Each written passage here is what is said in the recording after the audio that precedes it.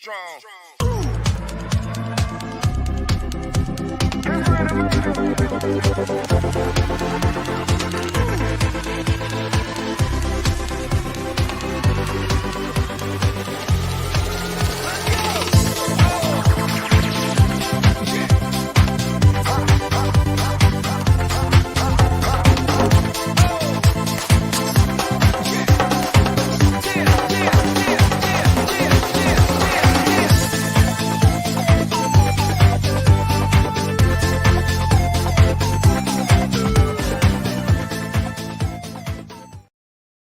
Alrighty, well, a very, very, very happy Monday, and welcome to the throw-in here on the TNC Sports Talk YouTube channel. It is a Monday, March 23rd, 2023. Excited to be with you guys, and good afternoon.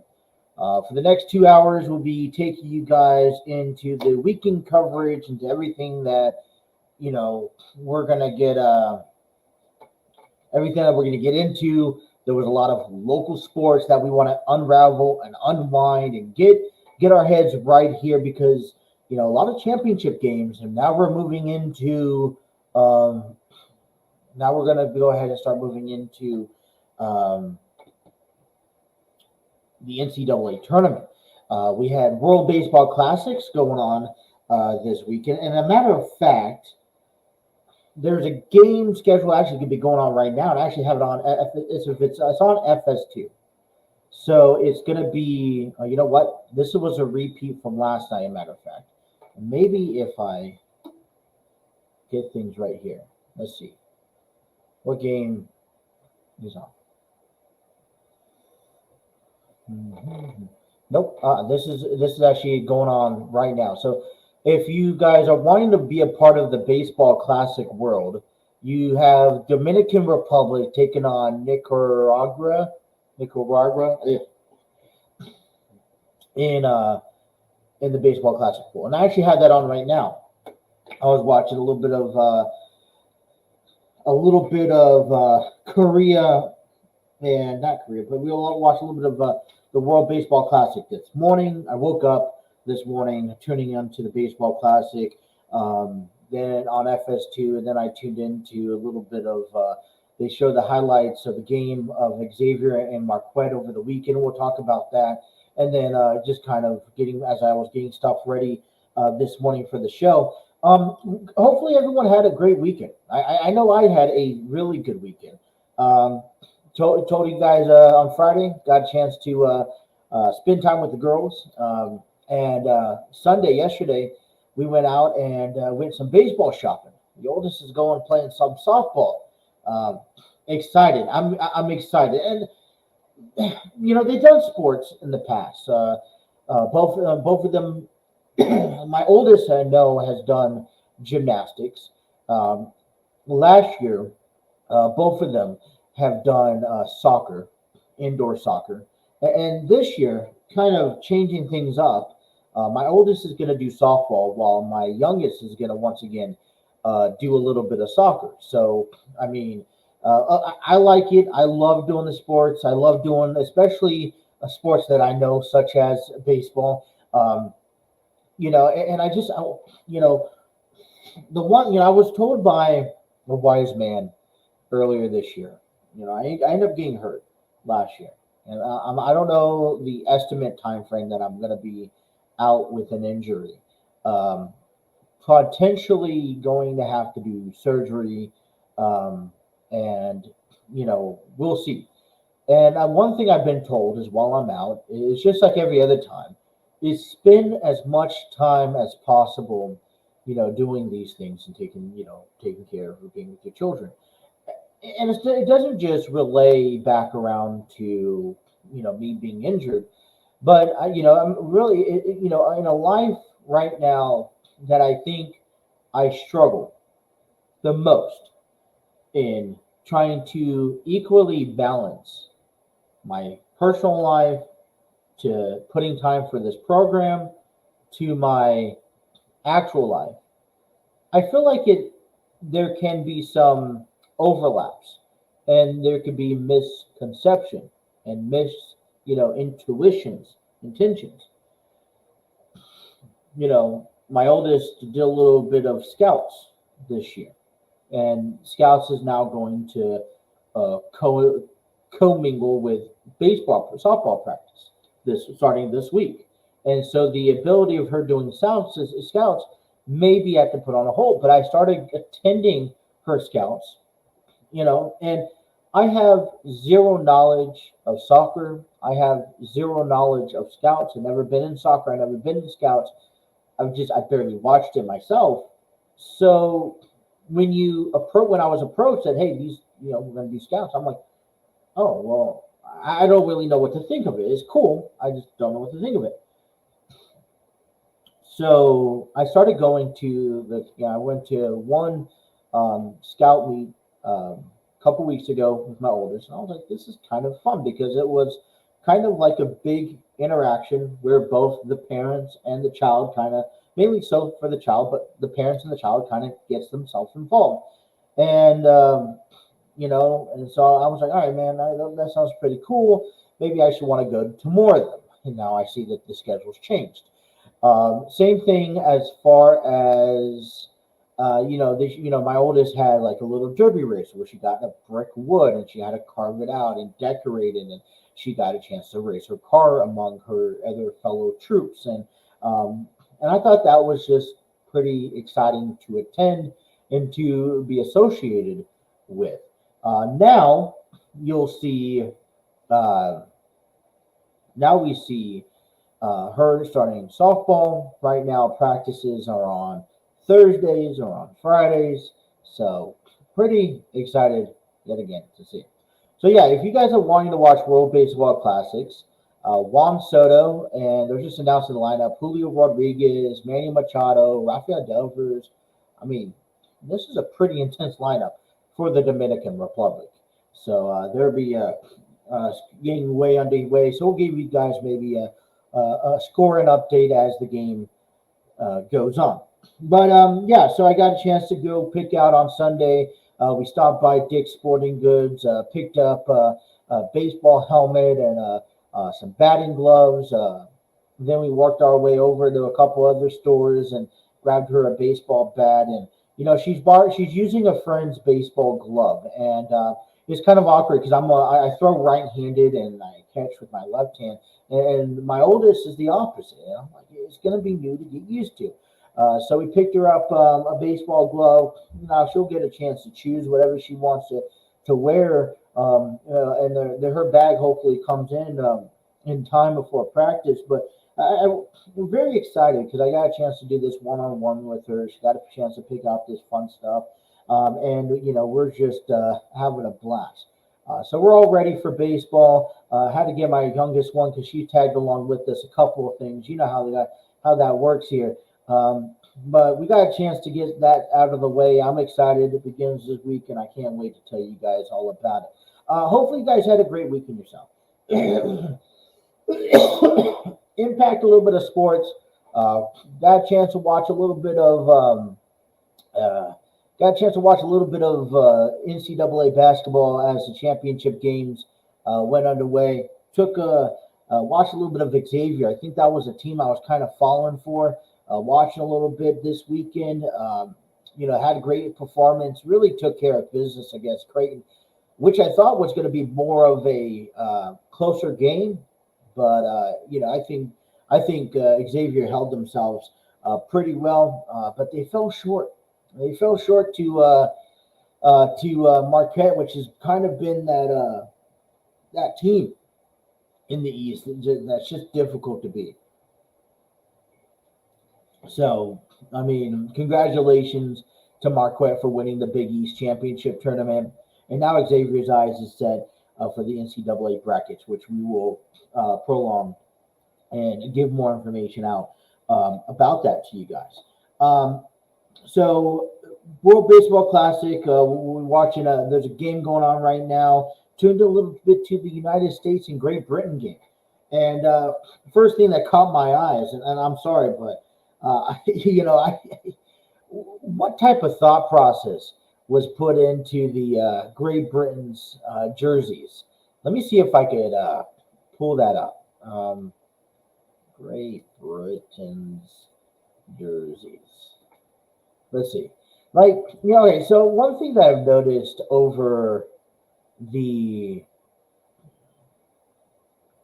one thing I noticed over the time frame in the World Baseball Classics is I've kind of been tuning in to seeing what type of uniforms that these countries are wearing. All right. And I'm popping it up here, so bear with me, you guys. Um, and one thing that I've noticed watching the game is how some of the jerseys are pretty cool. I mean, I really like.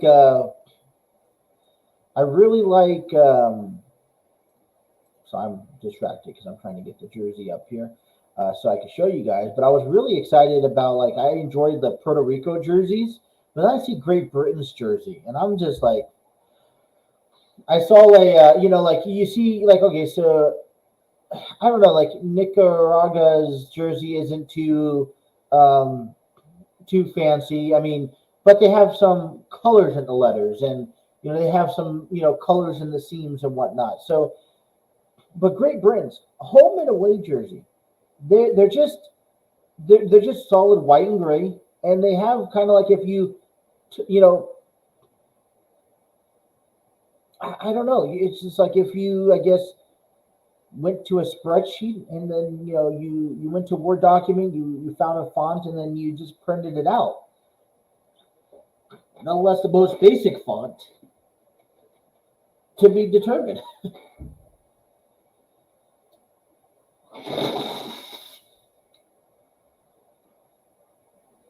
I swear, allergies are really kicking my ass every time I do a show in the morning. But all right, so Great Britain, watching U.S. and they go on. U.S. goes on to win 6-2, and this is a game that started at 10 p.m. And I come to realize, I was like, all right, listen, gosh. So I was come to realize that United States was a big weekend thing, and for me, it was a huge deal. I wanted to watch this game because we wanted to see how U.S. goes, and I think out of all teams, U.S. is one of my favorites.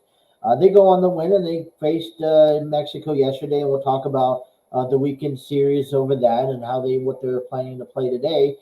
But overall, got a chance to watch some United States baseball, and game time started at 10. Kind of reminded me that I have to start maybe mentally getting myself in the swing of things because baseball is going to start later in the day, and especially later at night. 10 p.m. is pretty late. Normally, I've been going to bed around 9:30, 10 o'clock at night. So baseball games will last longer. Different adjustment watching some of these games because I'm acclimated. I'm getting used to the new rule changes in spring training and Major League Baseball.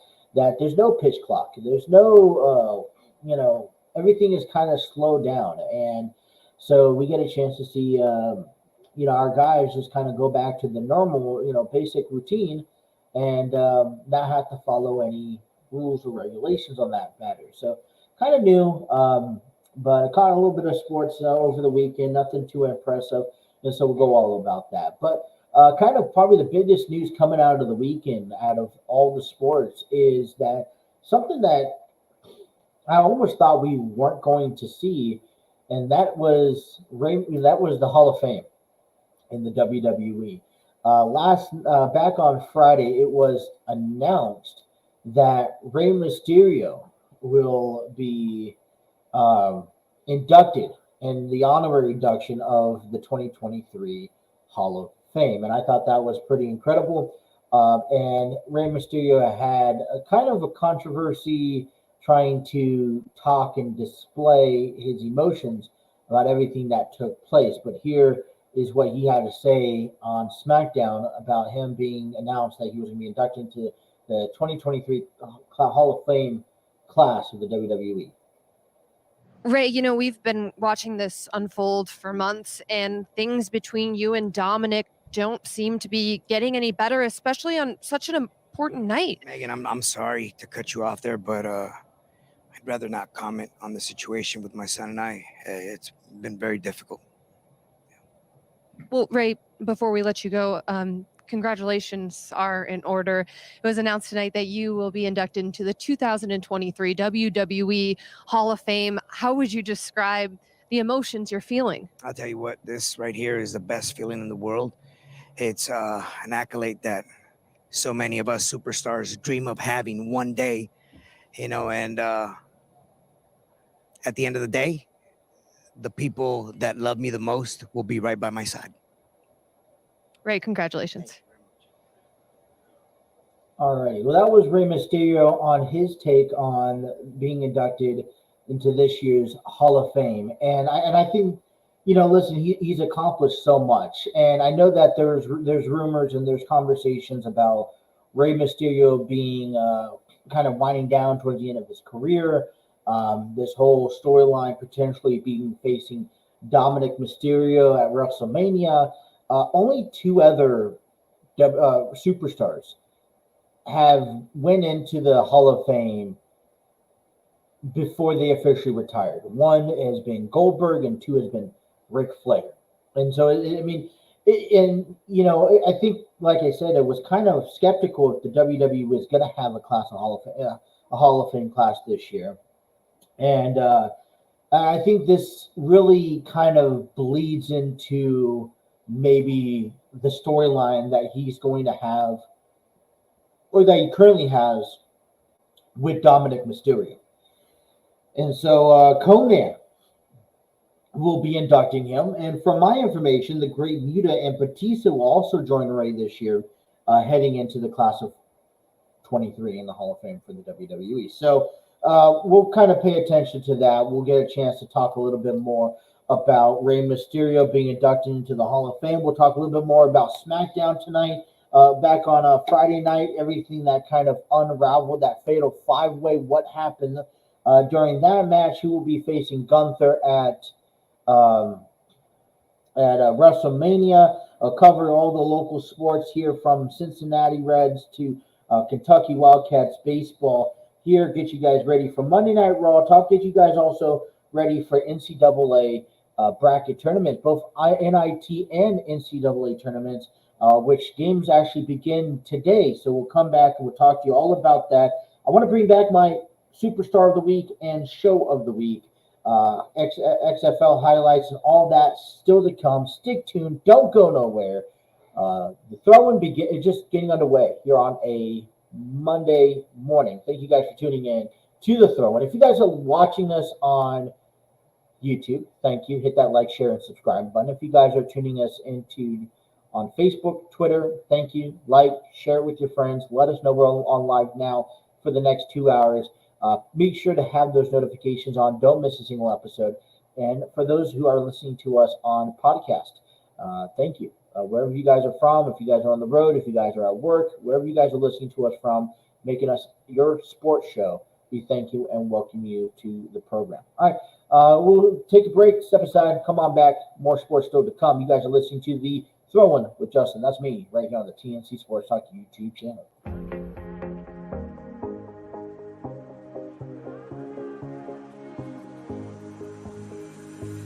Looking back at the good times before it all went down, climbed right up on the hillside, a different view of my life.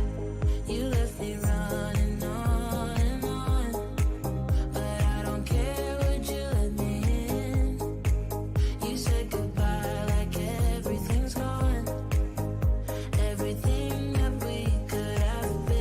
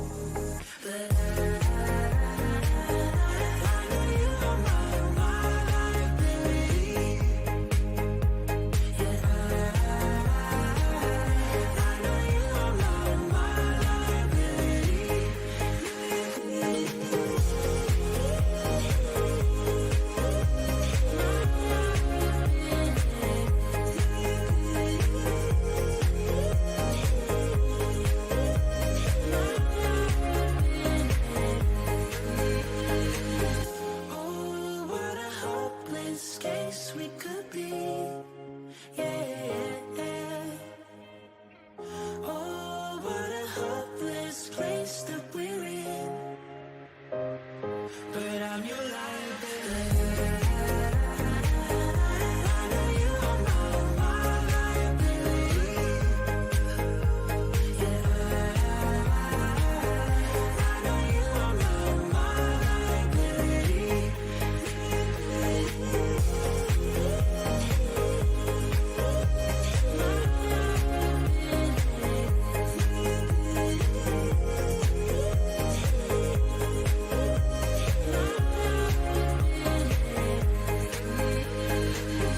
Oh, what a hopeless case we could be. Yeah. Oh, what a hopeless place that we're in. But I'm your liability.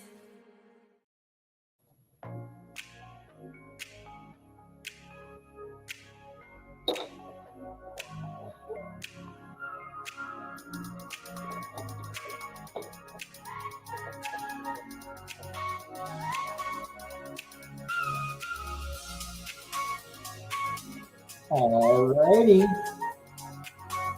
Come on back to the show.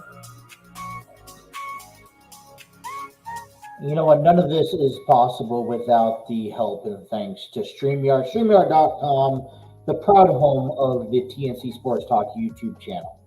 StreamYard Studios, where you can create your podcast, videos, host virtual business meetings, and even conduct interviews. Check out the free version today at StreamYard.com.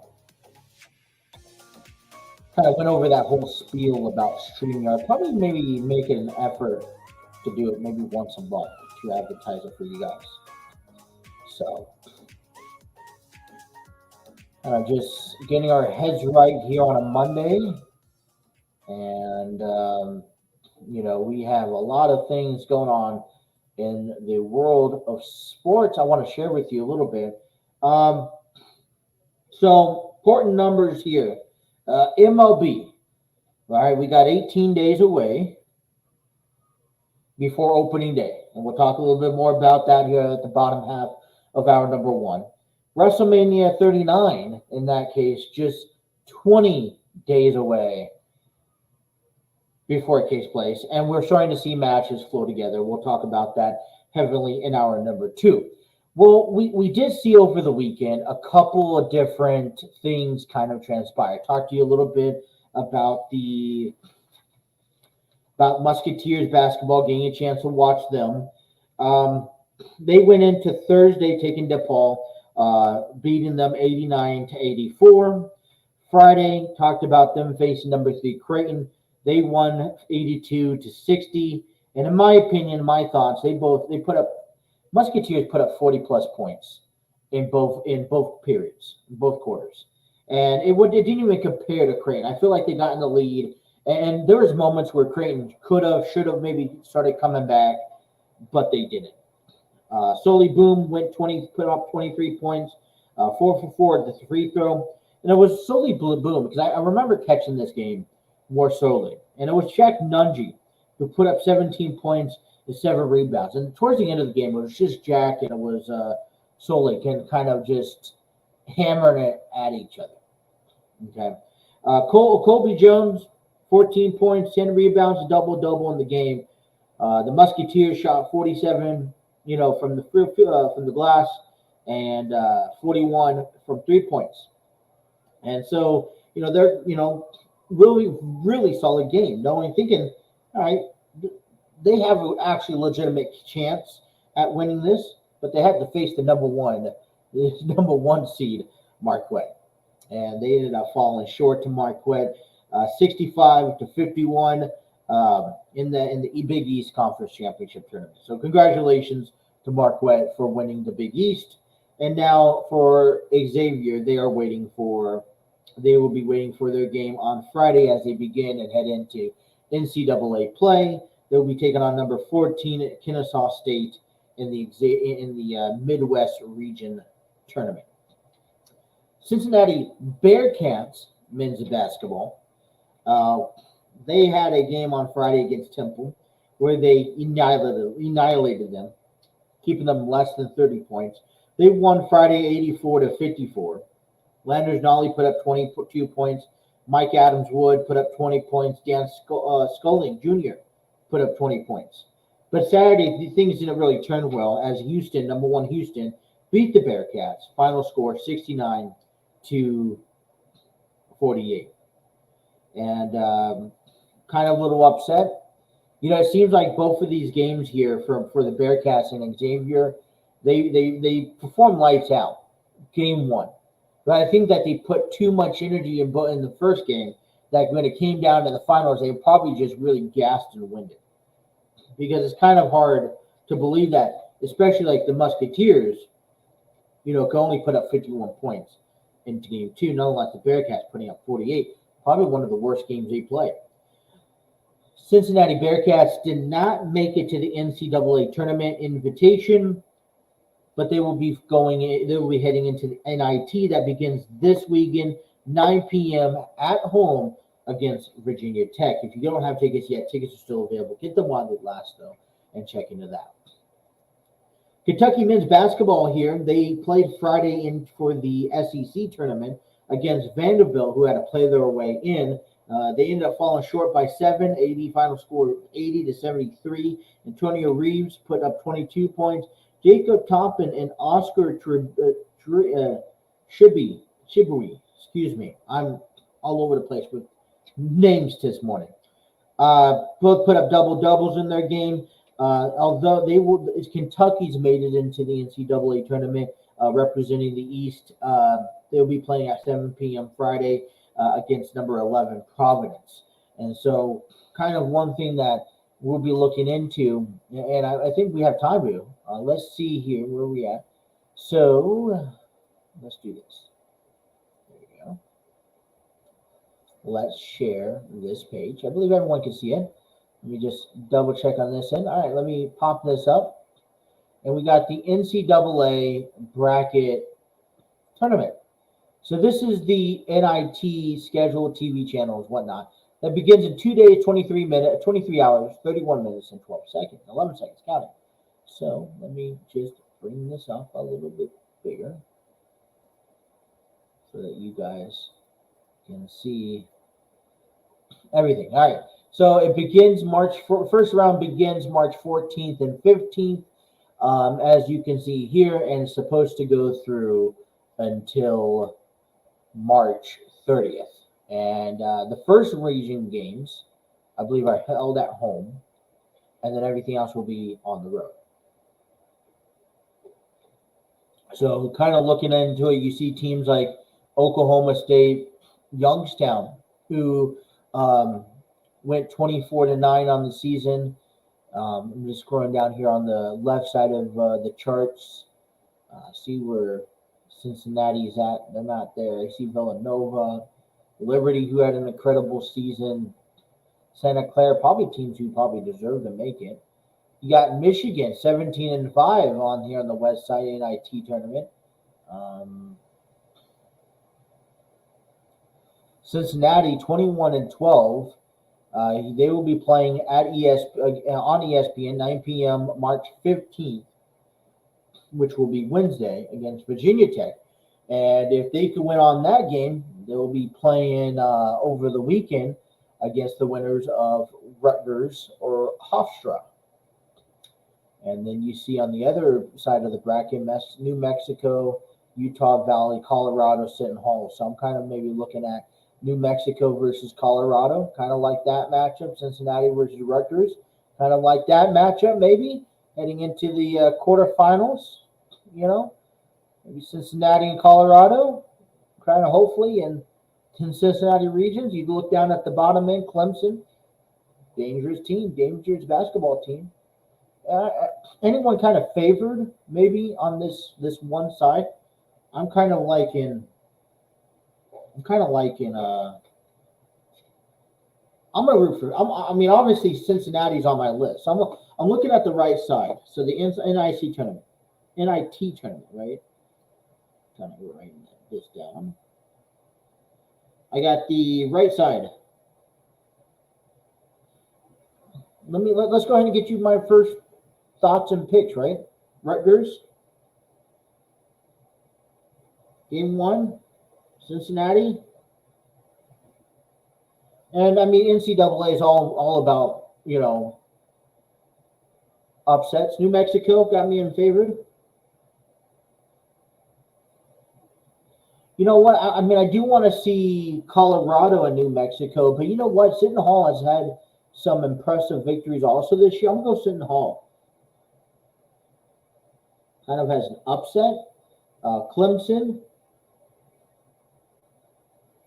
Okay, and then we have UAB versus Southern Miss. I'm going to go Southern Miss on this one because I feel like you have to have a little bit of upsets in these tournaments. Vanderbilt or Yale? I'm going to go. Let's go Vanderbilt. Imagine just seeing Vanderbilt and Cincinnati again. Michigan over Toledo. I got to go Toledo over this one. In my opinion. So that's my right side. Left side in the NIT over here on the left side of the screen. I got let's go top of the top. Youngstown. I'm going Youngstown.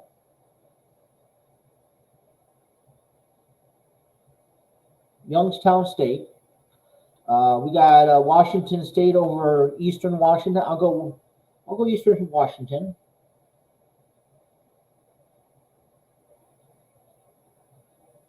And trust me, I was not planning on doing this.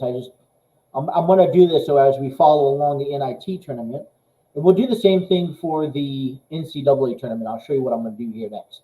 North Texas taking on Alcorn. I'm going North Texas. And then I got Sam Houston taking on Santa Clara. I'm going Sam Houston.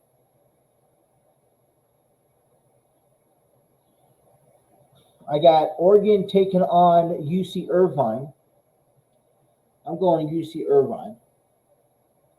And I'm not doing this based off of, records. I'm not doing this I'm kind of just doing this based off of who I think could win. And you got to remember, this NCAA tournament is up for anybody, up for grabs. Florida taking on UCF. I'm going to get UCF in this one.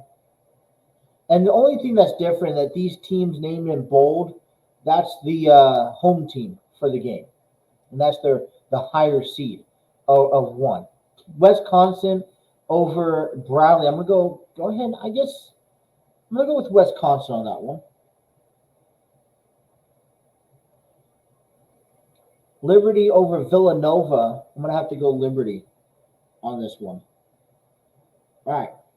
After the program, I'm going to upload these my picks for the first round. That will be taking place tomorrow and Wednesday. And then we'll come back at the end of the week and see how we did and maybe try to do some more. Kind of interesting because this is the first time that I went into a bracket, right, for whether it's NIT or NCAA college, where I'm actually invested into learning out and predicting each team. And I'm doing them live with you guys. Now, it says here, hey, Orleans Arena for the NIT Championship, March 28th, will be the semifinals, and then the NCAA. So they're both going to be played at the Orleans Arena there.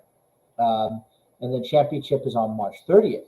So I guess in this sense, kind of just keep out, and we'll keep to you guys about what's going on around this region of sports, I guess. I kind of want to sit here. Let me try to get the other one pulled up. So we have that. We'll come back to that. We'll go close. Let's do bracket games. All right. Let's see how this works. I'm going to try to hit bracketology.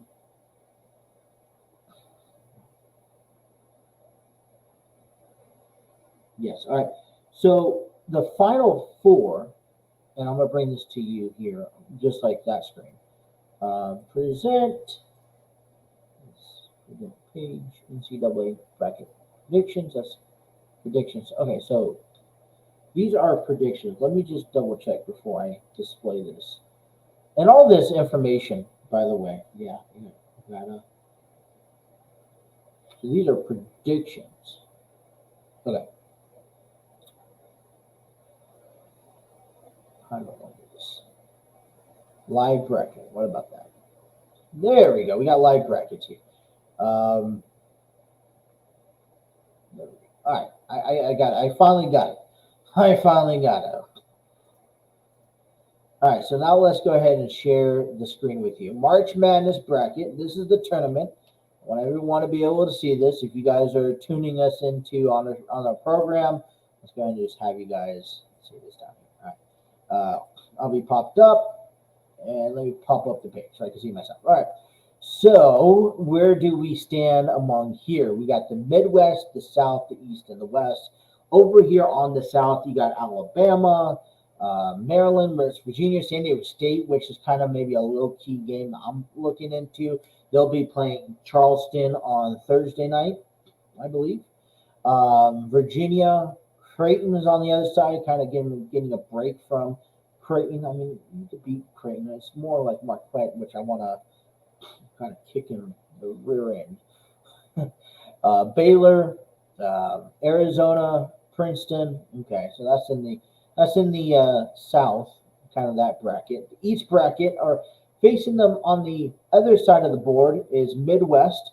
Got Houston, Northern Kentucky, which is good. You see Northern Kentucky in there. Let me jot that down. So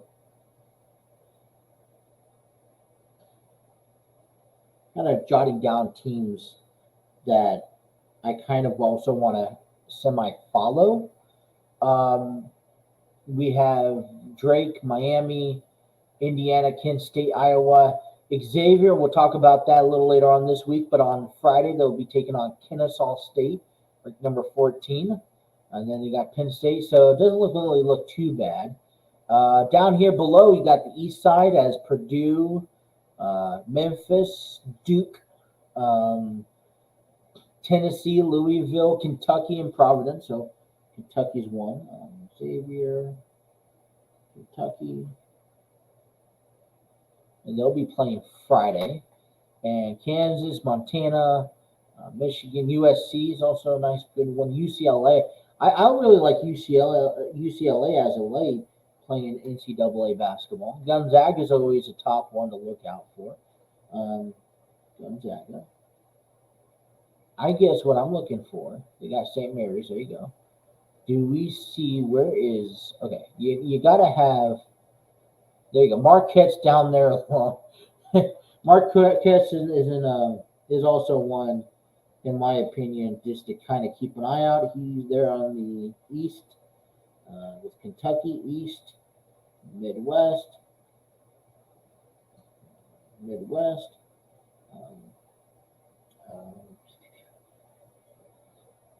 South, West.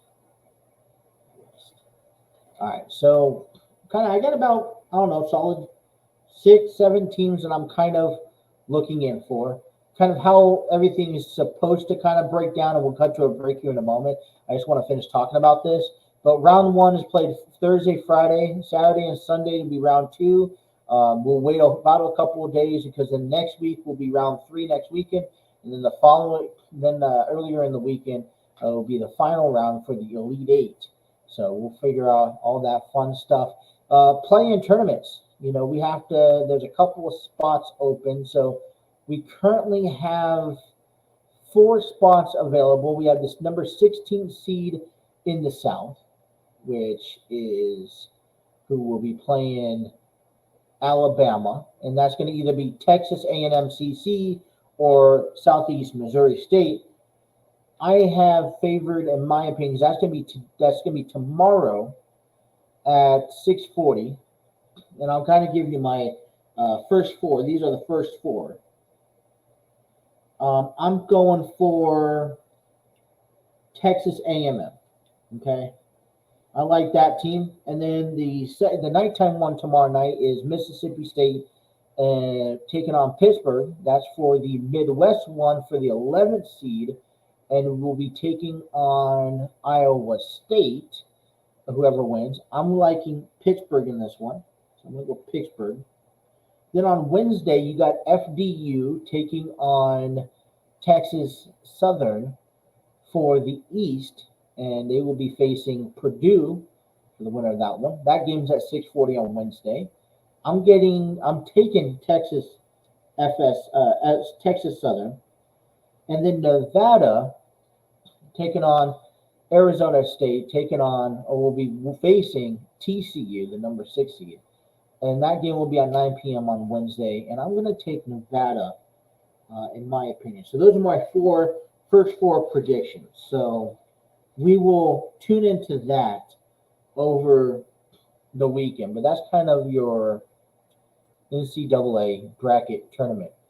Head on over to the CBS website and check out their bracketology that they have, all available from your discretion of hands. Let's come on back. Let's kind of unravel the world of baseball, college and professional. Cincinnati Reds had a couple games this weekend. We'll tell you all about that when we come back. You guys are listening to The Throw-In here on the TNC Sports Talk YouTube channel.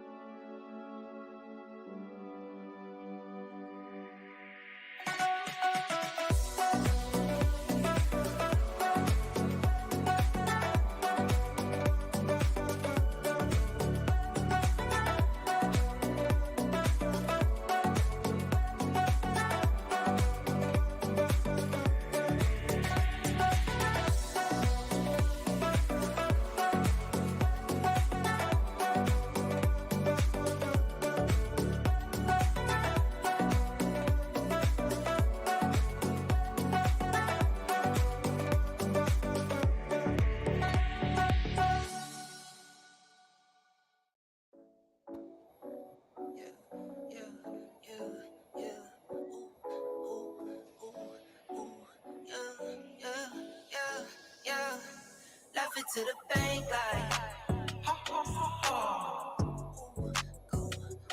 left it to the bank like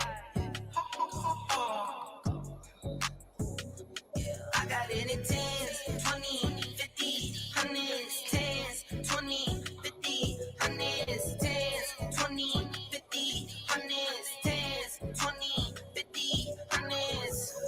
F it to the back. Alrighty. Welcome back. No brake lights. In the dark, watching make light. Kind of I'm a star, wrapping up some more small please things. don't get me mad, I'm a nice guy. My baby say I'm cute, yeah, I'm tight fine. I be waking up when you go night. Alrighty, you guys, welcome back to the throw-in, and let's talk a little bit about the take a look into baseball now. Bottom half of the hour of hour number one. Take you guys up till for 2 hours of this program, and so it was a busy weekend all around. We covered a lot of NCAA sports, and it's now time to talk about the Cincinnati Reds. And on this scoreboard, I wouldn't necessarily say that the Reds did very well. And I think there's a little bit of a couple of things I think we need to understand. For one, when you, and please just pardon me here. For one, when you, I have everything going, where's everything else?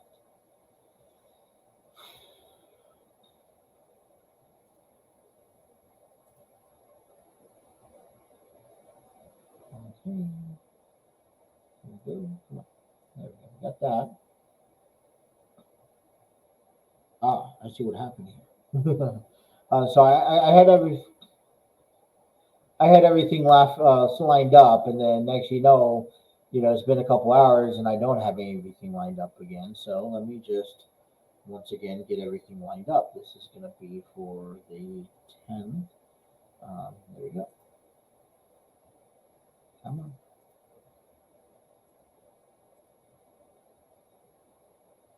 What was that? No. It does not make sense to me. Let's see. All right, so I guess as we figure things out, I had it all ready for you guys, but listen, I think there has to be an understanding that when you are, although the weekend went 1-3, they had a doubleheader on Friday. They were taking on the Mariners, and then they were hosting the Diamondbacks, and they fell short to the Mariners 11-3 on Friday. They fell short to the Mariners on Friday, and it was kind of just an upsetting time. I think one thing that we have to remind ourselves heading into with these scenarios, couple of things. For one, okay, we see how do I put the best with this? For one, World Baseball Classic is going on, right? We have Dominican Republic taking on Nicaragua, if I'm saying that correctly, right now. And when they pop back on from commercial break, I'll give you a score update. But one thing that you realize is that you have players representing the organization that is currently out there in a different country or playing with a different team. That's going to kind of give you a little bounce back step from trying to make progress as a team, as a unit. So you don't have players that you want heading into the weekend series as you probably should, or you feel so. The second thing is that when you have a split squad, especially now, because we'll get into it here in a moment, but there's also an amount of cuts that the Reds are having to make. That means your roster is less fulfilled. So they go on to lose Friday's game, but they bounce back to beat the Diamondbacks in a nighttime game. Final score 6-5, both teams putting up 8 hits, and the Reds giving up 1 error. Connor Overton goes 2 1/3 inning, giving up 3 hits, 4 runs, 1 walk, 2 strikeouts on Friday's game 1, while we got a chance to also see a little bit of Will Benson contribute with his home run. If I can pull it up. I thought I did have it. Where is it? Let me pull it up here right now for you guys. Will Benson hit a home run. I kind of wanted to just play the highlight from it because it was a pretty decent home run that he hit. And now it doesn't seem that I'm able to get to it, so I'll just have to exit out of that. But he had a solid home run back on Friday, even though the Reds lost. Over on Saturday's game, we got a chance to see Chase Anderson hit the mound, and they fell short. 8 innings, and 8-7. The Rangers beat the Reds on Saturday. Chase Anderson put up 3 innings worth of work, 6 hits, 5 runs, 1 strikeout, and we'll be able to get you to this one here against the Rangers. So basically, what I want to give you here is the Rangers. This is what Will Benson had to say about his start back on Saturday. I continue to work. I thought I threw some good pitches. Feel like I could maybe expand the zone a little bit more when I got in the strike zone. But other than that, I was pretty happy with it. The body feels good. I haven't felt this good in spring training in I'd probably say 3 or 4 years, since probably 19. The velo's, it's pretty good. But yeah, I think I've usually have 90, 92 in spring training with my best bullet, and my low fastball is 92 right now. So I'll take that. I think the pedigree. I know the accolades, and they're both really good players and superstar player caliber. I think you got to attack them like anybody else. I think sometimes you think, okay, this guy got this kind of money, this kind of thing, and it's like you got to go out there and kind of forget about that. No, it's just me against you, and you got to attack and kind of have that bulldog mentality and make your pitches. And I feel like the first at bat to Simeon I did. Second one he just kind of cued it, but you give credit where credit's due. Seager trying to get that guy out. He's a tough out. I've had trouble in the past getting him out, but I think I'll take 2 weak hits too. So it's progress. Yeah, good team over there. That's probably they're starting, 6 or 7 guys, so feel pretty good about it. All right, that's Chase Anderson, some guy that we may be somewhat dependent on at some point this year. And then Sunday they wrapped up the weekend series, taking on the Dodgers, falling short 8-1. Graham Ashcraft went 2 1/3 inning, gave up 4 hits, 1 run, 6 strikeouts. Austin Romine went 1 for 2. With a home run in Saturday's contents. RBI. Joey Votto returns to and actually has his spring training opening day for him on Sunday. 0 for 2, a strikeout. Not too shabby. Overall, I don't think, obviously the win-loss record is not much looking into it. I'm looking at the list, and I'm looking at the starting pitchers and their outings, and I understand that there's still work that needs to be done with the bullpen, but I'm expecting these guys to go solid 3 innings now at least. There's no doubt about it. Connor Overton going 2 1/3, unacceptable. Nick Lodolo, I could see him, he gave up a couple of hits, definitely struck out a fair share of 5 guys in Friday night's ball game. I think it was a solid outing. I would like to see him go an extra inning because by opening day, which is, by the way, it's just a few weeks, I want to see these guys ready to go a solid 6-7 innings innings of work. Chase Anderson, one of those guys who is fighting for a opening day roster spot. Graham Ashcraft too. Now, just because you have these setbacks, and I understand that, but you got to be able to, I think, go a little bit more, go the extra distance. If you're the Reds moving forward. So we'll have to kind of pay a little close attention to that as they head into a new week, and they will get ready to take on the Milwaukee Brewers coming into today. First pitch scheduled at 4:05. The Brewers come into today's game 6-9. You got Corbin Burns on the mound taking on the 8-9 Reds, and Brandon Williamson, another guy that is looking to make a opening day roster spot in in baseball, let me see if the lineups are ready. I can get rid of a couple of these and kind of close out some of my tabs. The Reds have their lineup ready, so let me give you that. They're scheduled in about 4 hours of gameplay. So their lineup here, thanks to CincinnatiReds.com. For all your Reds information, head on to their MLB homepage, CincinnatiReds.com, for more information. So here's the lineup given to you. It's subject to change prior to opening first pitch. And here's how the lineup stands. Batting first at second base will be Jonathan India.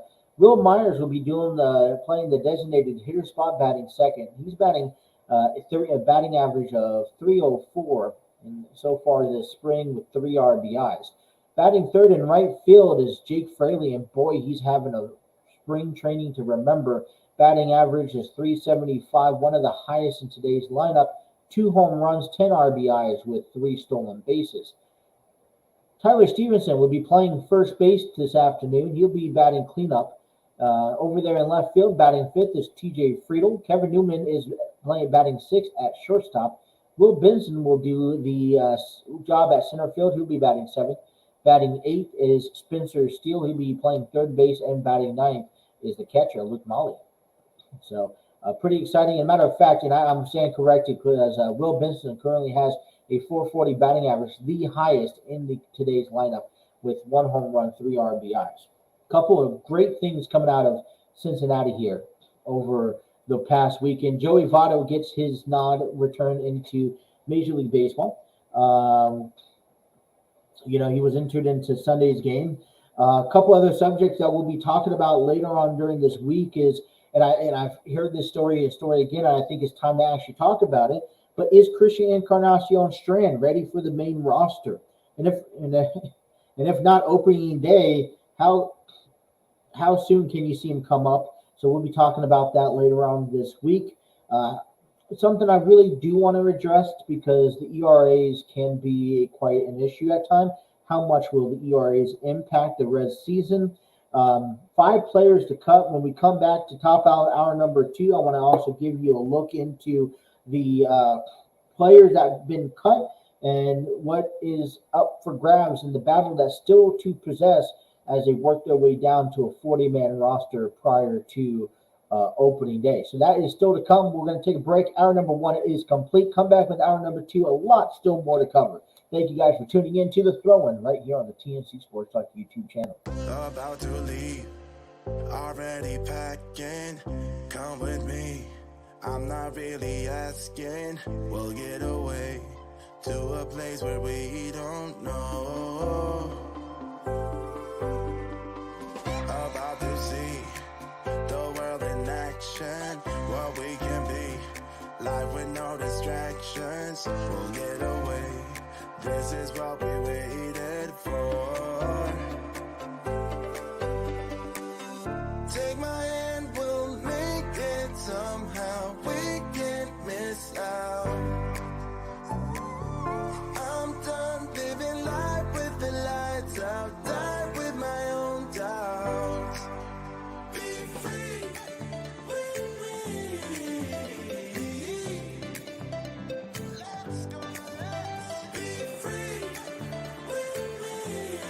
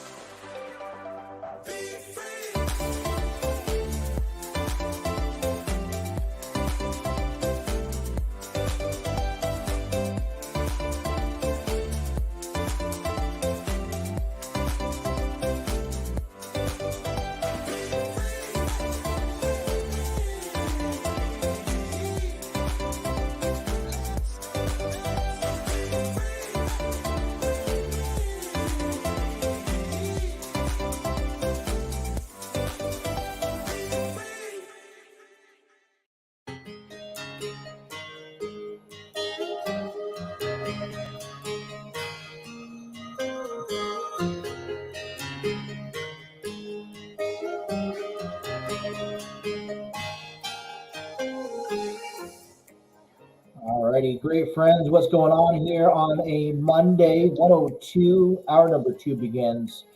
Take you guys up for a 2-hour program. Hope everyone has had themselves a wonderful week. I know I have.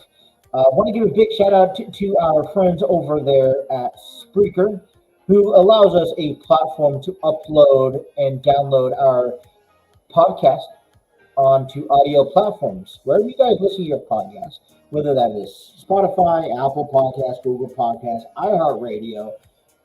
That is all thanks to Spreaker. From iHeartRadio, check out the throw-in. Make us your everyday podcast listening channel by tuning us in. Take us on the road while you're in the car, while you're driving, while you're at home, doing something, relaxing, or even at work. Take your mind off of things. Learn about sports with me and check out Spreaker. Thank you to Spreaker. So a lot is still to talk about, so a lot is still to go on, and only if things will like to work the way I want them to work. So we're talking about the Reds at the bottom of the hour, and a couple of things I want to kind of still touch base with you with the Cincinnati Reds. Something, I've talked about, there are going to be questions that we have throughout the week. For example, Joey Votto returning. Obviously, I'm expecting him to take it slow, but it's good to see Joey Votto back into the everyday roster, kind of see him get his feet wet. Regardless of the outcome of his season, whether this is going to be the last time we see him, whether this is going to be, he goes on to resign, there's a feeling in the air that this is the last, right? This is the last run.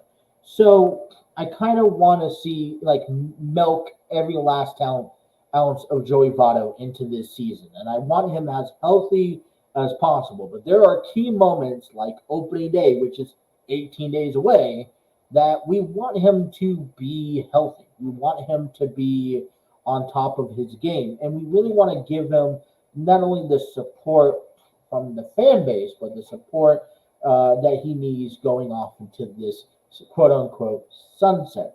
So great to see him back, as the Reds had to cut down some 5 players who they cut from camp this over the weekend. Nick Solak, Chucky Robinson's, Levi Stroud, Leon Richardson's, Jared Solomon. Now, they got, these guys got work to do. And it's simple. They're not, I think that they and this is where you have to leave room for growth. And everybody's going back down to the minor leagues, getting ready to work on things to hopefully improve and see sometime either this year, next year, or the year after that. But the one, because there was also a couple of concerns when it comes down to, okay, we're going to have to start cutting more people down, because the Reds only have 56 players now. The goal is to get down to 40, right? Which means you're going to start seeing more of a regular day lineup. And, obviously, Joey Votto's role is changing. You see Tyler Stevenson starting to make the adjustment over that first. But there's also a case for some of the younger guys. And there's just not a game or not a weekend where you can't go out and look at stats like Christian Encarnacion Strand, who had a impactful weekend, 3 for 3 on Friday night, hitting 3 hits, a home run, 3 RBIs. I mean, he's in the news. And I think, with the start of the spring training with Matt McClain and Christian and, you see Ellie De La Cruz, I think that's kind of also now encouragement into guys like Jake Fraley, who is now, Will Benson, who is carrying the spring training season right along. So some pretty good questions coming out of Cincinnati, but there's also there's 2 categories now. What does that mean? So they sent 5 people down to, they cut 5 people from camp. What does this mean for the current roles and positions? Well, right now there's 5 people currently competing for a utility role on the bench. You see Chad Pender, Richie Marte, Alejo Lopez, Josh Vosler, and Matt Reynolds. Now, let's be frank here. I don't know if I will see Alejo Lopez get an opening day start. Um, unless Richie Marte excels tremendously between now and the last day of spring training, then I think he's also going to get the nod down. Jason Volz is kind of competing. I currently favor Chad Pinder and Matt Reynolds as your two utility guys right now in the infield or around the plate. With Joey Votto, I think with you when you have three catchers and Tyler Stevenson's kind of transitioning to a first baseman, so that means Joey Votto is your bench designated hitter guy. That's three. You have your catcher. That's four guys, and I think that's kind of where you're going to sit at. But unless something else unless Pinder or Reynolds gets hurt, that's where I kind of think people stand. They still also have a fighting position. We have three spots confirmed in the rotation. That is Nick Lodolo. There is Hunter Green, who gets the opening day nod, and then you also see you're also seeing Graham Ashcraft.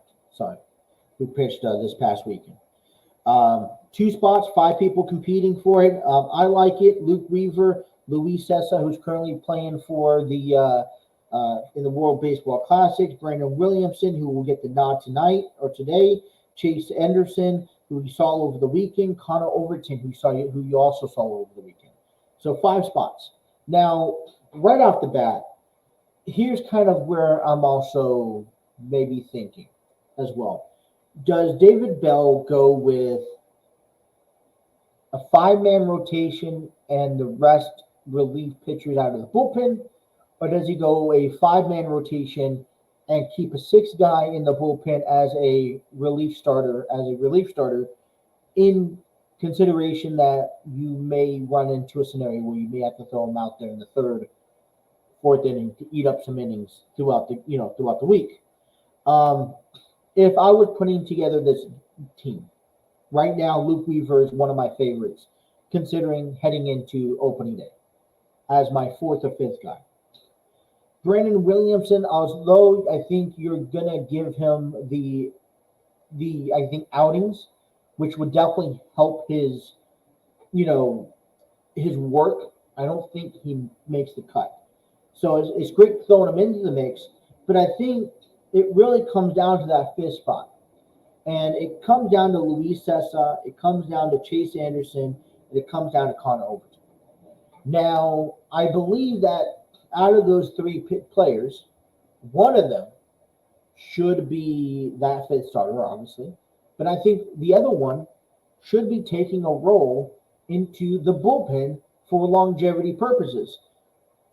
I don't quite think Brandon Williamson is there, but so I think it comes down to maybe give Chase Anderson that 5th spot, leave Luis Sessa and Connor Overton to fight for that relief starter in the bullpen, and then establish your bullpen from there. Because here's, as David Bell, this is what you could possibly do. One, and so hypothetically, if Weaver's number 4, Anderson's number 5, Sessa's that relief starter out of the bullpen, here's what you could do. If one of your 5 guys gets, doesn't have a good outing, which is going to happen, and it's something we're going to have to prepare for, you have a guy like Luis Sessa in the back end of your bullpen that's you can be used.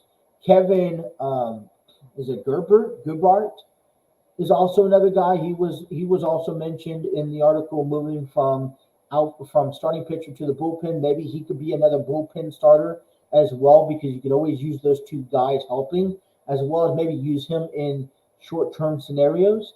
So the idea is that also if you need to go to use a bullpen day, you could throw Luis Sessa in as a starter on day 6 and still kind of feel confident that he can give you innings and not really overstrain your bullpen. Now that obviously gives us that your rotation that restarts benefits from that bullpen day and can capitalize and not have to get into jams on like 2 innings worth of work. So that's kind of where I stand among the options that the Reds have. So we'll see. We'll pay attention to that and let you guys know. 56 men coming to come down to 40 men, 18 days away from Major League Baseball. World Baseball Classics is underway. Dominican Republic and Nicaragua is playing currently. I believe Dominican Republic has the lead. I'll tell you that in a second.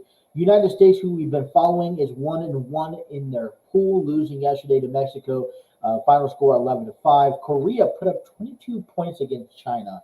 The United States will play tonight on FS1 against Canada, and they'll wrap up their pool play on Wednesday against Colombia at home at 10 p.m. Quarterfinals start on Thursday for World Baseball Classics between Japan and Italy. First game announced at 6 a.m. on FS2. Catch out the quarterfinals here. We'll cover all that coverage. I believe it's 2-0 in the third for World Baseball Classic. You think about it, it starts, in the third. And you think about it, it started about an hour ago. Longer game.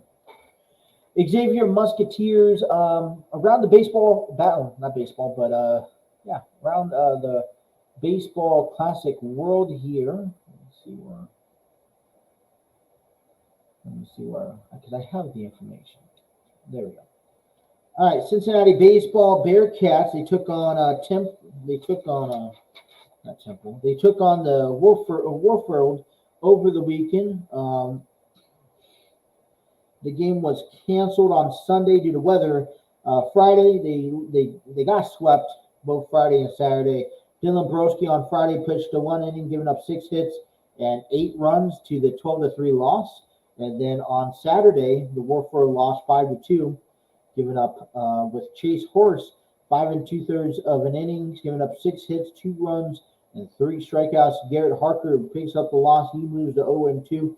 1 2/3 innings, 2 hits, 3 runs, 2 walks, and 3 strikeouts. Carrington Cross 1 for 4 with a run, a home run, and an RBI, as well as Ryan Nicholas 2 for 4 with the home run and an RBI in Saturday's loss. They begin and they get ready for a 2-game series on the road, Tuesday and Wednesday against Winthrop Eagles. So we'll keep an eye out for that. Xavier men's baseball picking up a victory on game 2 on Saturday. The first 2 games on Thursday and Friday was rained out. They won they lost the first game on the doubleheader on Saturday. Final score 4-2. Ethan Brosecker, 5 innings, 7 hits, 4 runs, 3 strikeouts. Matthew Dupre was 1 for 4 with the home run and an RBI in the loss. They come back and battle around and won 5-2. Brent Alazos, 6 innings, 4 hits, 1 run, 2 strikeouts. He picked up the victory, moves his record out to 2-2 on the year. Clay Schwerner picks up the save, pitched in an inning, and striking out the side. Andrew Walker went 2 for 4, 2 runs, a home run, 2 RBIs on the game, while Garrett Schultz 1 for 3 and a home run in Saturday's game 2 win. Their next game is going to be the home opener game against Michigan at 3 p.m. as they will finally get a chance to come home after a long month of on the road. It was like one big West Coast trip they knocked out at the beginning of the season. Kentucky Wildcats baseball here. They took Wildcats took 2 for 3. No, they swept. They swept the Southern. They swept the Southern Illinois, bringing them to a 10-game win streak. They're currently 9-1 at home, 5-1 on the road. And Darren Williams on Sunday, 6 innings, 7 hits, 2 runs allowed. Chavez Seth won the game. He's now 1-0 on the season.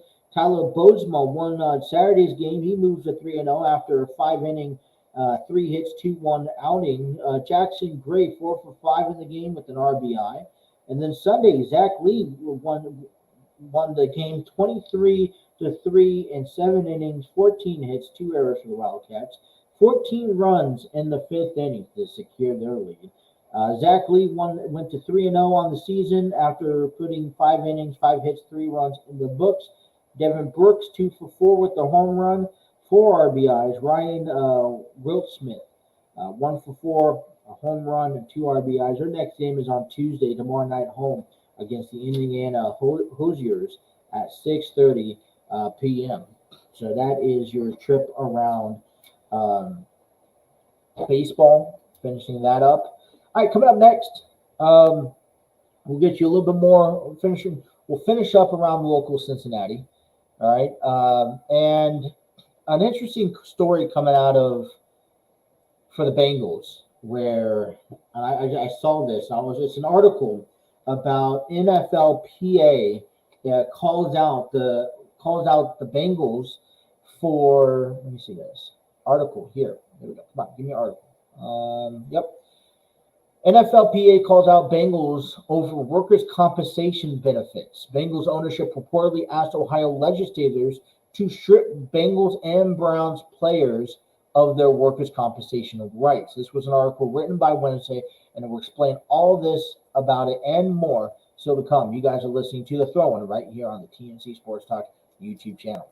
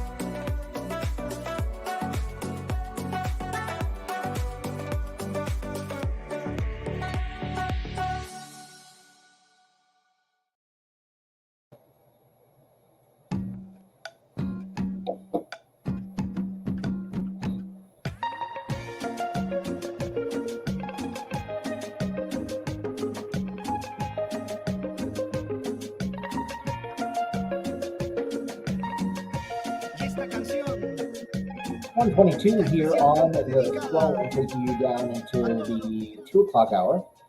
2 hours of the program. Will be back all week long.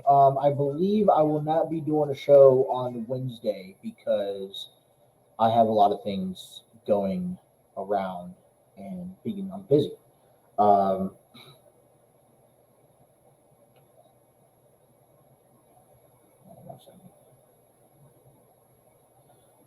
I know today I don't really have much going on. I got a couple of phone calls I got to make after this. Tuesday, I would be on here doing a show.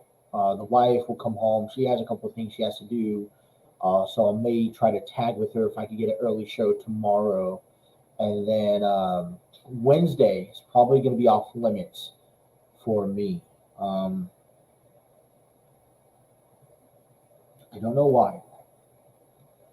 I know there's a couple of things I got to do. Oh, you know why? Is because my daughters have a meeting at school in the morning that I'm not going to be able to get ready for show. And I noticed it takes at least a couple hours to get ready for the show. Not just about the work that I got to prep, but the work that I want to do here. Hey, I'm going to throw it out there. If there's anyone here that has the free time that wants to help me set up the show, reach out to me, DM me, let me know. Thursday I should be fine. I'll be able because I'm gonna pick up my daughters after school on Thursday. Pick them up after school. I don't know about Wednesday. I might as well pick them up after school on Wednesday. We'll see.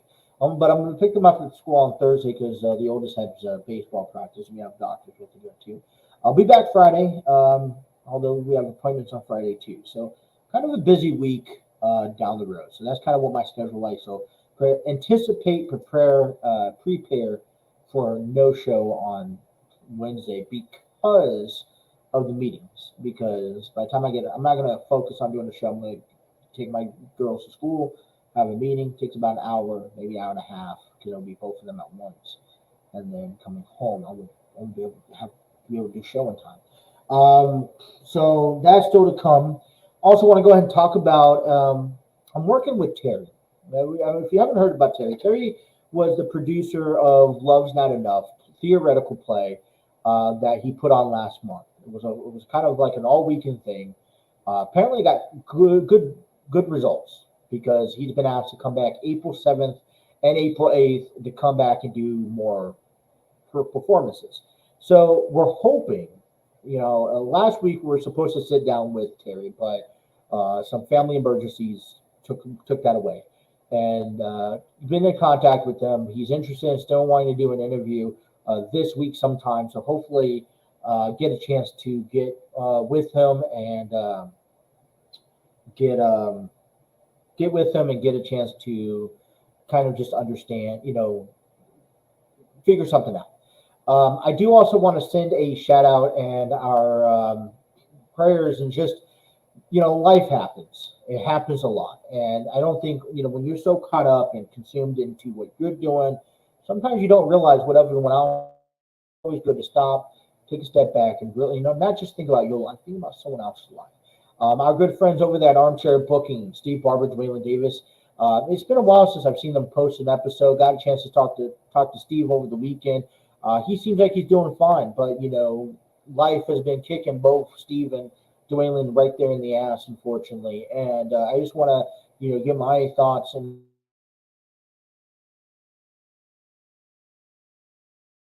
incredible people. They're great broadcasters. They're great podcasters on that channel. On that note, Armchair Booking Wrestling Podcast. And I love listening to them. So whenever you kind of see an absence from somebody, and I'm not going to get too deep into it. They can share their stuff if they want to. All I know is that they haven't been able to put on shows because both of them have been doing a lot of things. A lot of life has been happening through them. So, wish them the absolute best of luck, best of work. And hopefully we get to see them and do an episode soon. And I'll be looking forward to that. Alrighty.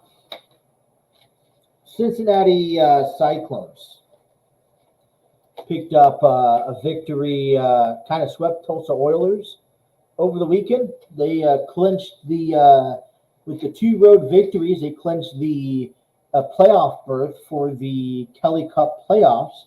And they got about a month left of hockey to be played. Over the weekend, Toledo Walleyes and Cincinnati Cyclones clinched they both clinched a playoff spot as they fight in the division. Cyclones went in on the road over the weekend to face the Tulsa Oilers 2-game series. They won Friday 5-4, and they picked up a victory on Saturday 4-1. Final scores: Justin Vive and Zach Andrusiak both put up goals. Justin's put up 28th of the season, and Zach's put up 25, which is 25th. Cincinnati coming into the week 37-12-3 with 83 points, as Toledo Walleyes coming into this week 39-15-2, 84. Both Toledo's, when do we have this? All right, so they're kind of important key dates for the Cyclones coming up. March 17th and the 18th, which is this Friday and Saturday. They're taking on Iowa Heartlanders. Both days, the puck drops at 7:30. And then they'll be back on Sunday to take on the Fort Wayne Comets at home. Puck drops to that one at 3 p.m. Cincinnati will be facing the Walleyes and the Fields one more time this year. For the Walleyes, they will be taking them on at home or on the road on April 7th. And then on April 9th, which is a Sunday, they'll be on the road to take on Indy Field. It's kind of like a home-road series. Final game of the season will be April 15th on the road. So we'll talk about that as well closer to time. All right. World Baseball Classic. I got that. I'm just kind of crossing off our list here. All right. So the NFLPA has called out the Cincinnati Bengals for basically for workers' compensation benefits. And this was an article that was written and produced by SB Nations at a Cincinnati Bengals community. Okay. It is written by Jason Garrison on Saturday night. And, basically what this says, there was a tweet that was posted out on March 11th at 6:51 p.m. The NFLPA tweeted this out: "Attention all players. In a move that could impact our entire membership at Bengals, ownership is attempting to strip all athletes in Ohio of their workers' compensation benefits. Check your email for more information and reach out to your PD with any questions." Now, the first thing that kind of jumps to my mind is just something doesn't seem right. First of all, it's kind of hard to believe that the Bengals franchise and ownership will do anything to allow their players to be screwed out of an opportunity of getting better. I know that there's questions, and I don't think that the NFL has the top tier medical solutions and medical staffing, because time and time again seems to prove that injuries just keep on happening and careers and lives get jeopardized. But it's kind of hard to see, especially as the image of the Bengals are going up. They're being considered as one of these top tier elite teams, and now they're kind of being thrown back in the mix. So this is what the article is written by Jason. He said, on Saturday night, the NFLPA called out the Cincinnati Bengals, stated the team's ownership, the Browns family, is trying to strip the athletes in Ohio of workers' compensation benefits. The game of football is an extremely physical one and has a high injury rate at the professional level. Because of this, players have been entitled for workers' compensation when they are sidelined. Okay, so I'm going to stop you right there. Now, this is basically, if we take my I guess take my situation, for example. I got hurt at work, and they have a compensation program, which because I got hurt at work while I was working on their premises, and it was due to something that happened naturally at work, there to cover me and compensate me while they are treating me. And that is kind of from majority of the jobs. I don't see many jobs out there that does not apply that. But the valiant to this is that for the Bengals side is that there are controversies where a player will get injured, have to be put on the IR, or have to be sitting on the sideline. They're not being played. They're not being utilized. And now I guess the Bengals, Ohio, this also reverts to the Browns, no longer want to pay the compensation for them to sit on the sidelines. Basically, it's if you play, you get paid. If you don't play, you don't get paid. I think it's that simple. I don't quite agree with that on a lot of ends. Let's continue reading and find out more. According to WCPO's Tanya O'Rourke, okay, I apologize if I did not say that correctly, Bengals ownership asked Ohio legislators to strip Bengals and Browns players of their workers' compensation rights, which for me takes a whole nother image to playing a sport, especially for like the Bengals or Browns. And depending on how this turned out, it may change some people's minds playing in the future for Cincinnati. Okay. Bengals, the NFLPA said that they will fight the proposal, and this isn't the first time that workers' compensation rights for players have been attacked, and they will do everything they can to protect the rights of the players. I'm all for it. All right, the article continues to say, under the rule proposal from Bengals ownership, there would be a statute of limitations on injuries suffered while playing for an Ohio team.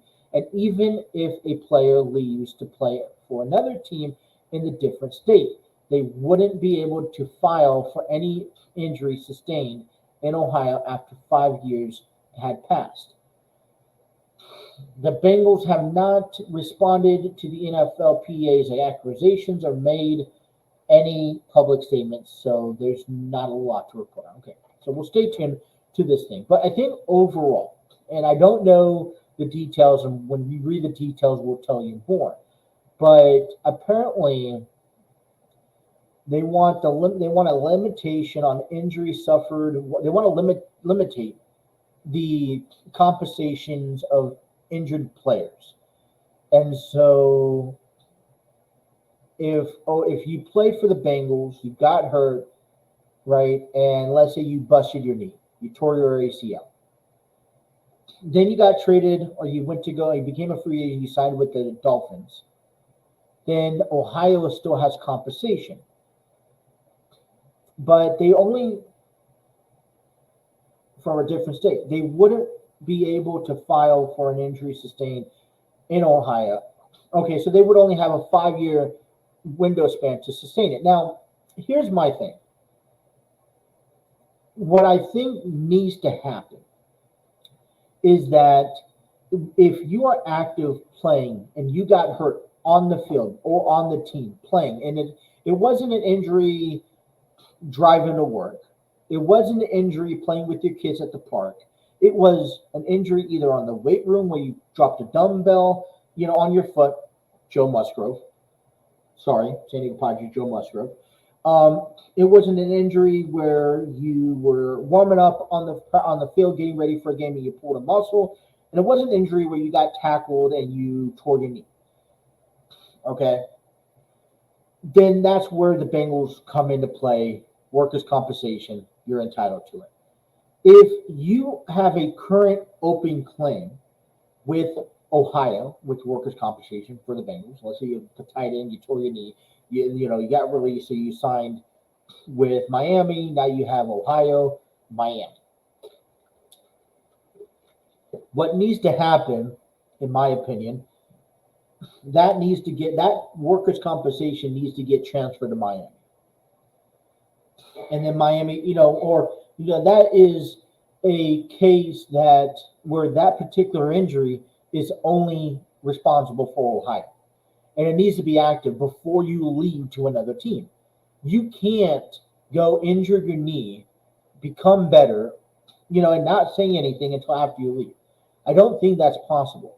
I mean, obviously there are physicals, and I don't know, maybe they need to readjust or reestablish their physical exams, but NFL. So because I don't want, the other thing is that, I don't want, I think because players do take advantage of this, and I can see why. You go out and you get hurt with the Bengals, all right? But then you go to Miami and you sign with the Dolphins. You pass the physical, but the first week in practice, you tear your ACL, and that's because you had an existing injury with the Bengals. So you go back to Ohio saying, hey, I want to workers' compensation on you. Yeah, and those are valid questions. Those are valid concerns. I don't know how many players have that issue. But if you go, what they need to do is, this is why there's a physical in place, all right? Unless there's an existing claim in Ohio with one of these teams, and they go, if you have an existing right knee claim, you go over to Miami, that claim, that medical analysis, that medical examiner needs to examine you, determine what was pre-injured with Ohio, with the Bengals, and what's new. And whatever's new, Miami's responsible for, and then have Cincinnati responsible for it. I don't know. I just think overall, right now, the players are, the Bengals are at the top of the food chain. Now, I agree, listen, there are some loopholes, and every team's not perfect. And I'm certain that whatever the case may be, Cincinnati will approach it, attack it, and really just, re-solidify it. And I think it's best for the players because they're on a good program. They don't want to discourage players coming to play for Cincinnati or whatever the case may be. So, but I think that it gravitated news this morning for me, caught my attention, and I was like, all right, you know what? I want to bring that up because it is a struggle. It is a battle. And I want to make sure that, I'm on the side of making sure that these fans are well suited and well taken care of, and these players are well taken care of, before, during, and after. And I think that there needs to also be, and maybe there already is, it's just me not being educated enough, and I apologize, but there needs to be, the NFL needs to have also some sort of liability in place for their players, especially if there's an injury after their career and something happens where they can't, something happens 4 or 5 years, down the road. So, but all that. So we'll cover that story as that to come. Let's take our last time out. Let's head to the bottom of the hour, bottom of the program, and Superstars of the Week, Show of the Week, SmackDown news, talk a little bit about Hall of Fame, get you guys ready for Raw, wrap up the program. You guys are listening to The Throw-In right here on the TNC Sports Talk YouTube channel.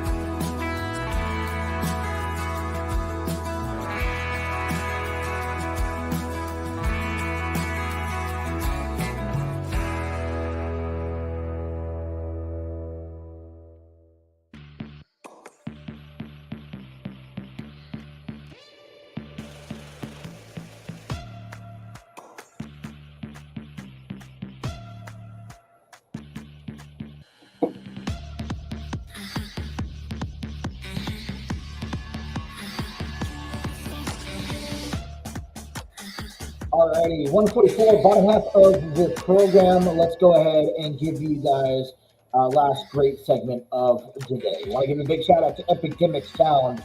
Discover your world-class artists, composers, and bands. Find the perfect soundtrack and give your social media accounts the music they deserve. Epidemic Sound is a royalty-free music link, and for more information, go out and check out epidemicsound.com. All about music prior to the show is given to you by Epidemic Sound. Dylan Sittis. Swoosh. You move too fast. Available on epidemicsound.com. Alright. Alright, XFL took place over the weekend. I got it right here. Quickly for you guys. Just give you some XFL scores as week 4 concluded.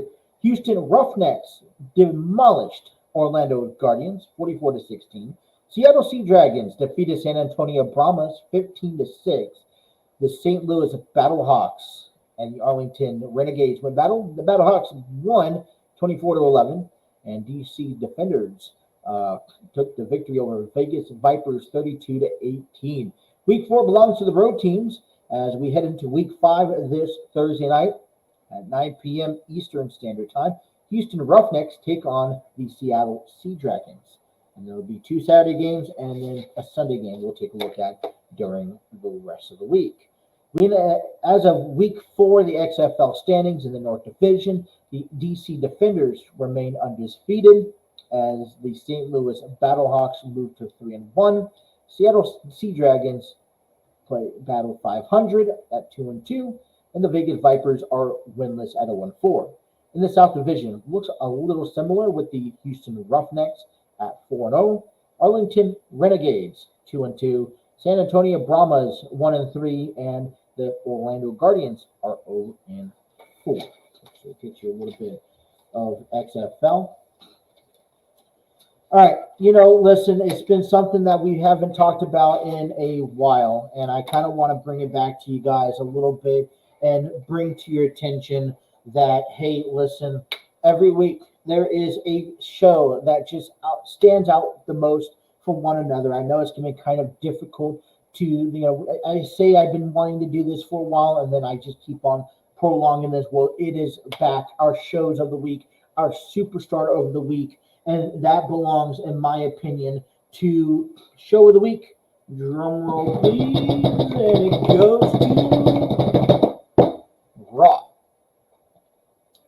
Listen, I mean, it's kind of been, you had the fallout of AEW Revolution last week, and I kind of anticipated kind of a softer landing spot for both Dynamite and Rampage, and that's what we saw.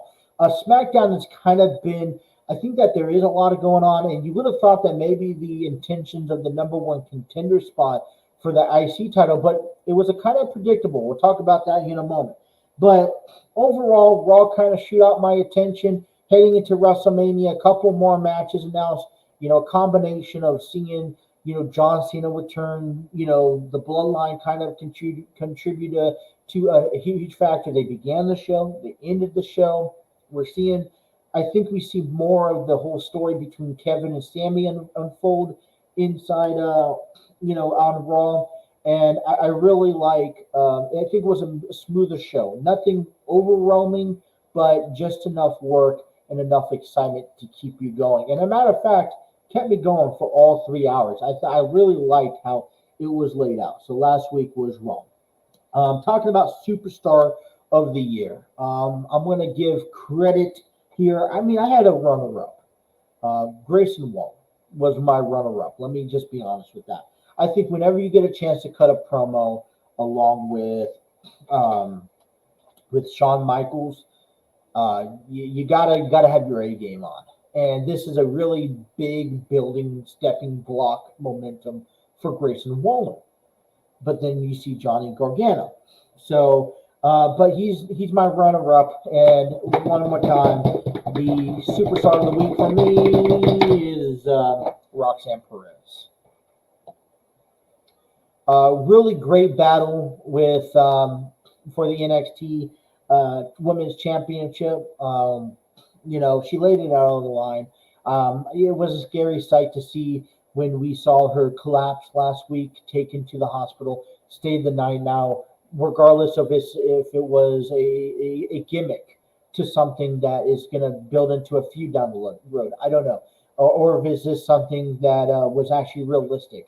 Regardless, whether she played it or not, it was really well perceived. I think it highlighted last week because it shows you that, wrestling is not an easy process. Not anyone can just get in the ring and show you guys, and put on a 5-star match or, in this case, about 4.54 star for title defense, and so her collapsing, kind of really is kind of like an eye opener.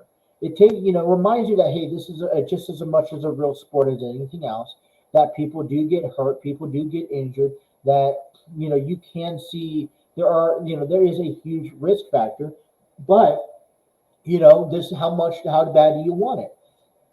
It also shows for me that don't take championships for granted. Don't take lives for granted. So I think that was a really nice touch for that. So expect to see on Raw tonight, we have Brock Lesnar to come face-to-face with Omos. Let's be honest, and I think I want to talk a little bit more about Brock Lesnar at some point this week. Let's be honest with each other. Do you guys like Brock Lesnar and Omos at WrestleMania? And I think it's cool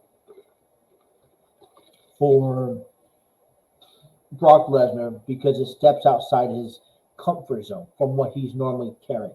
Normally, he's kind of facing the top tier athletes who can be up there with the big dogs, right? AJ Styles, Roman Reigns, Seth Rollins. Omos, in my opinion, is still growing with the company, right? So, in this sense, I feel like Brock Lesnar's carrying a little bit more on his shoulder than Omos. But yet again, I think Brock Lesnar has more to prove. See, in my opinion, Omos is growing. He's growing with the company. He's now wanting to maybe show off his work and what he's been practicing and what he's been working on to a big guy like Brock Lesnar. Well, Brock Lesnar hasn't been on a hot streak as of late. He's actually lost the last few of his matches, including Bobby Lashley at Elimination Chamber. He's lost against Roman Reigns at SummerSlam and WrestleMania. Let's not forget about those. So, in my eyes, Brock Lesnar hasn't really, it's kind of cold. And I think that this WrestleMania win, it would be warranted. You need to get back on the right track. I know that there's other stories about Brock, and that'll be a discussion for later. But I really feel like the WWE has put him in a position where if he gets beat by Omos, yes, it will do wonders for Omos. It will bring him up to the next level, and it's kind of like putting him over. You're putting Omos over, but I'm still not 100% confident giving Omos that next big, giant beast personality. And you would actually do, in my opinion, more harm than foul. So they will face off with each other. We will see on Raw, Edge calls out Finn Balor. So 2 weeks ago, Finn Balor invites Edge to Raw, wanting to challenge him to WrestleMania. Last week, Edge got himself involved and said, listen, face me one-on-one this tonight, and I will give you my answer. So we'll see that tonight. And I like this. Is obviously, we're leading up to a WrestleMania match. My thoughts are Hell in a Cell. I'm also throwing in my opinion, career match. I know that Edge is having fun and his time is limited, but I really think the only way to walk off is by letting Finn Balor finish your career off. I just don't see anyone else who'd really do that. And we really don't know, is Randy Orton going to come back? Whatever the case may be. So, anyways, yeah. I'm predicting Edge. That's kind of where I'm going at. We will see Bianca Belair take on Chelsea Green one-on-one action tonight as the Judgment Day take on Johnny Gargano and Dexter Lumis. This is kind of a little interesting because Johnny now has his match at Stand and Deliver for NXT. He'll be back on Raw. Judgment Day is getting ready for WrestleMania. Damian Priest does not have a WrestleMania match. Does that concern you? The remainder of Judgment Day has a WrestleMania match, but Damian Priest. I'm a little worried about that. Also, I'm also expecting something to happen great with Grayson Waller on Raw, maybe costing Johnny Gargano a match. So we'll see a little bit of everything on Raw tonight. Kind of exciting. I don't know if this is going to be as exciting as it was last week, but we'll get a chance to see a little bit of excitement. Yeah. Hey, SmackDown last night. I liked. On Friday night, I think it was all right. Let's be honest. Fatal 5-Way, a little predictable by a little bit. So I'm kind of a little bit disappointed in how that kind of ended. I still truly believe we should see ourselves a triple threat. Now, I understand Gunther's frustration, but you know as well as I know, Gunther will probably be welcoming in open arms to facing both of them and being the best and saying, hey, I can beat both of them regardless, so let me just have both of them. It's a way to stretch this out a little bit further, right? Because, there's really not much build up other than Sheamus, Drew McIntyre, and Gunther. I mean, and we already know that no matter what happens, we're going to see a fight. But both Drew McIntyre and Sheamus won last night, back on Friday. Adam Pearce has announced that they will go on to this SmackDown this week and face each other one-on-one to determine the number one contender spot. You could kind of almost image either a double count-out, a double elimination, whatever the case may be. But a little predictable on my end, a little bit predictable. As we mentioned, Rey Mysterio was crowned, was the first WWE superstar to be announced into the Hall of Fame class of 2023. From my understanding, the Great Muta and Batista will be joining next class as we start shaking up. I'm excited because I was kind of pondering over if we're going to see a Hall of Fame or not this year. I thought we would. The only other thing I would have thought of was if Vince McMahon was going to be inducted to the Hall of Fame and he was going to be the only person, which I would understand, right? And I still think if something down the line where Vince McMahon gets inducted to the Hall of Fame, he should probably be the only person. We talked about this a couple of years ago with The Undertaker. Well, Vince McMahon is definitely a validated person. That should be the only person to be inducted that year. So we're still finding things out. As far as I'm aware, I could Google it really fast. 2023 WWE Hall of Fame. So we got Rey Mysterio being the first person. That's all I got. I heard. I saw signs. I don't know. I'll have to confirm that with you guys. Here we go.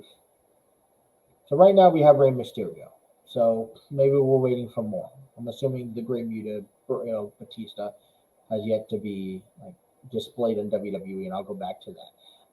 Rey Mysterio, real quick, one-time WWE champion, two-time World Heavyweight Champion, two-time WWE Intercontinental Champion, two-time WWE United States Champion, eight-time WCW/WWE Cruiserweight Champion, four-time WWE Tag Team Champion, one-time WWE SmackDown Tag Team Champion, three-time WCW World Tag Team Champion, one-time WCW Cruiserweight Tag Team Champion, and 2006 Royal Rumble winner.